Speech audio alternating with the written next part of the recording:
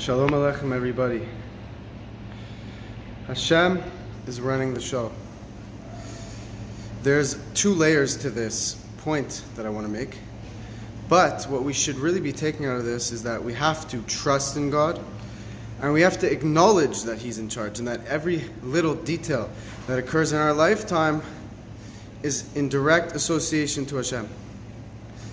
The first part of this is when looking at the past, we have to recognize that everything that happened to us in the past, good or bad, is from Hashem. But Hashem gives us the ability to affect the future. So through prayer, through learning Torah, through connecting to Him, even though we know that as Hashem is in charge, He gives us the ability to request things from Him. And we could change our destiny, change our future. So when looking in the past, we have to recognize that everything was for the good, and that Hashem did it to help us grow, did it for our own well-being.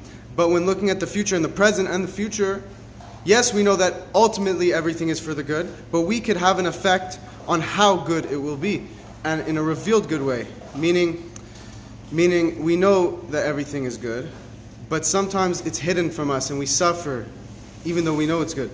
So we have to ask Hashem that it should be in a revealed good way, that we should be able to see the goodness, and that there should be no concealment at all, and that we should celebrate the revealed good.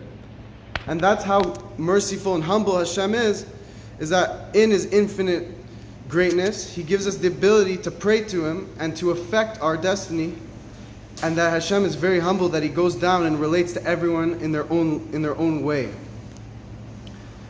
So we should never underestimate the power of prayer. So many times in the Torah, Hashem said, we see in the commentary that had this specific Navi, this specific prophet, prayed more, his result would have been different. I read that one of the commentators says that Moshe Rabbeinu, when one of his reasons for not wanting to go to Egypt to speak to Pharaoh to release the Jews was that he had a speech impediment. But we learned that had he would have prayed to Hashem to fix that speech impediment, the results would have been even better. He would have been able to overcome that speech impediment. So even Moshe Rabbeinu, that's how great Hashem is, that even the greatest of all prophets could have asked for more, could have reached a higher level. We should never underestimate the power of prayer. Hashem, what is He asking us to do? Okay, He's asking us to pray to Him 3 times a day. But what are those prayers for? They're for us. They're for our well-being. That's what all the mitzvahs are. At first glance, it seems like Hashem's asking, but it's only for us, to give us a better reality.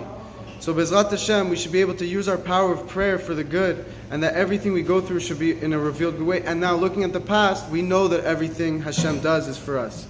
Okay, had we have done more, it would have been better. But now that's over. Now we have to focus on the present and the future to do our best to fulfill our mission. Every day that we're alive means that we have something more to fulfill. Bezrat Hashem. So all the best. Have a great day.